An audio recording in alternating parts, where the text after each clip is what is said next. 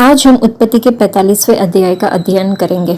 तब यूसुफ उन सबके सामने जो उसके आसपास खड़े थे अपने को रोक न सका और पुकार के कहा, मेरे आसपास के सब लोगों को बाहर कर दो। भाइयों के सामने अपने को प्रकट करने के समय यूसुफ के संग और कोई न रहा। तब वह चिल्ला चिल्ला कर रोने लगा और मिस्त्रियों ने सुना और फिरौन के घर के लोगों ने भी इसका समाचार मिला। तब यूसुफ अपने भाइयों से कहने लगा, मैं यूसुफ हूँ, क्या मेरा पिता अब तक जीवित है? इसका उत्तर उसके भाई न दे सके क्योंकि वे उसके सामने घबरा गए थे। फिर यूसुफ ने अपने भाइयों से कहा, मेरे निकट आओ। यह सुनकर वे निकट गए। फिर उसने कहा, मैं तुम्हारा भाई यूसुफ हूँ जिसको तुमने मिस्र आने हारों के हाथ बेच डाला था।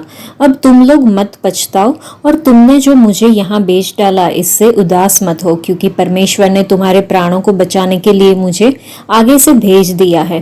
क्योंकि अब 2 वर्ष से इस देश में अकाल है और अब 5 वर्ष और ऐसे ही रहेगा कि उनमें न तो हल चलेगा और न अन्न काटा जाएगा। सो परमेश्वर ने मुझे तुम्हारे आगे इसलिए भेजा कि तुम पृथ्वी पर जीवित रहो और तुम्हारे प्राणों के बचने से तुम्हारा वंश बढ़े।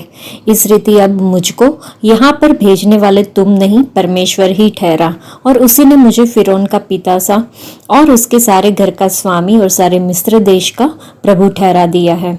सो शीघ्र मेरे पिता के पास जाकर कहो, तेरा पुत्र यूसुफ इस प्रकार कहता है कि परमेश्वर ने मुझे सारे मिस्र का स्वामी ठहराया है, इसलिए तू मेरे पास बिना विलंब किए चला आ। और तेरा निवास गोशेन देश में होगा और तू बेटे पोतों और भेड़ बकरियों गाय बैलों और अपने सब कुछ समेत मेरे निकट रहेगा। और अकाल के जो 5 वर्ष और होंगे उनमें मैं वहीं तेरा पालन पोषण करूंगा। ऐसा ना हो कि तू और तेरा घराना वरन जितने तेरे हैं सो भूखे मरे। और तुम अपनी आंखों से देखते हो और मेरा भाई बिन्यामीन भी अपनी आंखों से देखता है कि जो हमसे बातें कर रहा है सो यूसुफ है। और तुम मेरे सब वैभव का जो मिस्र में है और जो कुछ तुमने देखा है उस सब को मेरे पिता से वर्णन करना और तुरंत मेरे पिता को यहाँ ले आना। और वह अपने भाई बिन्यामीन के गले से लिपट कर रोया और बिन्यामीन भी उसके गले से लिपट कर रोया। तब वह अपने सब भाइयों को चूम कर उनसे मिलकर रोया और इसके पश्चात उसके भाई उससे बातें करने लगे। इस बात की चर्चा कि यूसुफ के भाई आए हैं फिरौन के भवन तक पहुंच गई और सबसे फिरौन और उसके कर्मचारी प्रसन्न हुए। सो फिरौन ने यूसुफ से कहा, अपने भाइयों से कह कि एक काम करो, अपने पशुओं को लाद कर कनान देश में चले जाओ और अपने पिता और अपने घर के लोगों को लेकर मेरे पास आओ।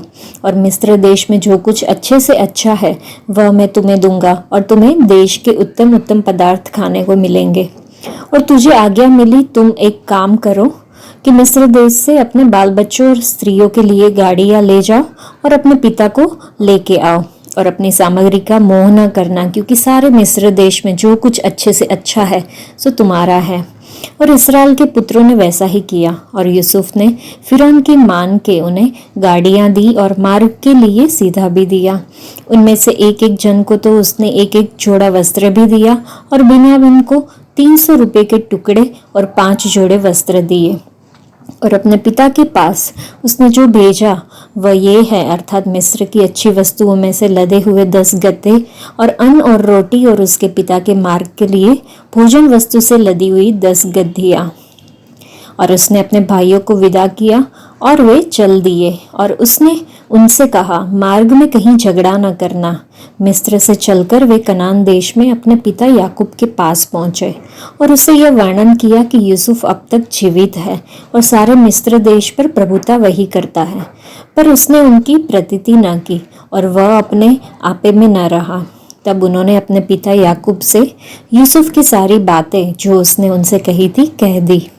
जब उसने उन गाड़ियों को देखा जो यूसुफ ने उसके ले आने के लिए भेजी थी तब उसका चित्त स्थिर हो गया और इस्राएल ने कहा, बस मेरा पुत्र यूसुफ अब तक जीवित है, मैं अपनी मृत्यु से पहले जाकर उसको देखूंगा।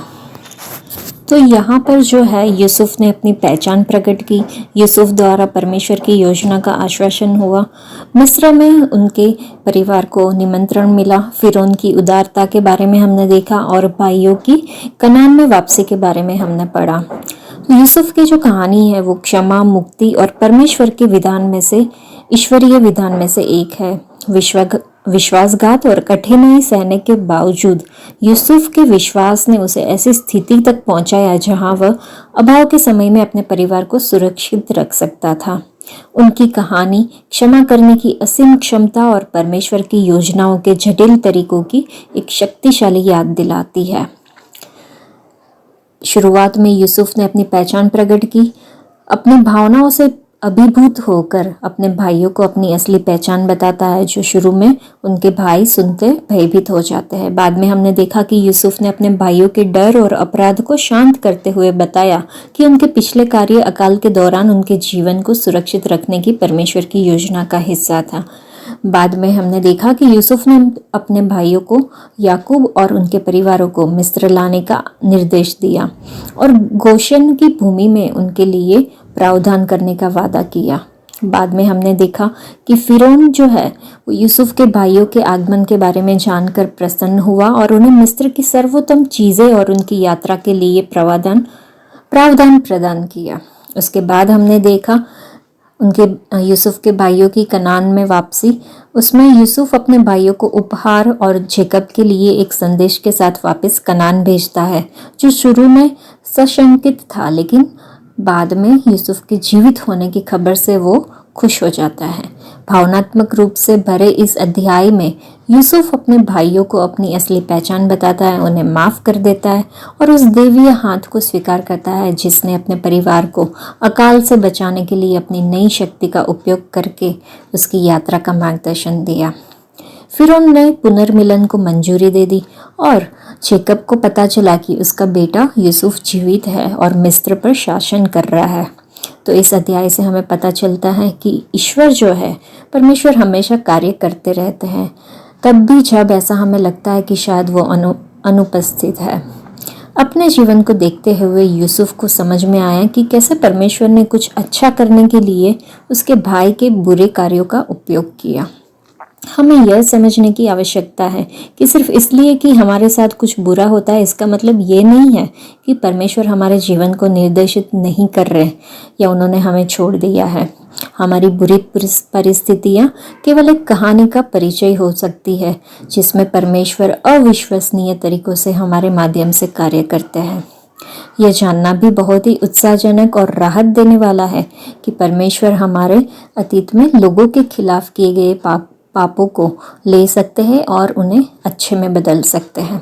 आज के लिए इतना ही। परमेश्वर आप सबको आशीष दे। धन्यवाद।